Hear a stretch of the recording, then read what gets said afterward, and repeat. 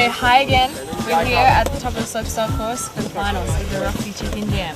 And so conditions have changed a little bit, it's a little softer, but everyone seems to be clearing the jump, so it's going to be a good final.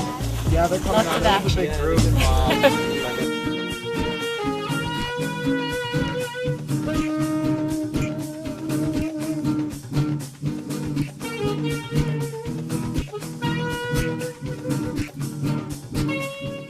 As usual, it's putting the whole run together from top to bottom, so they're going to have to stay on their feet and make it look good through every section of this course, and especially hitting this last jump with a style like this. Oh!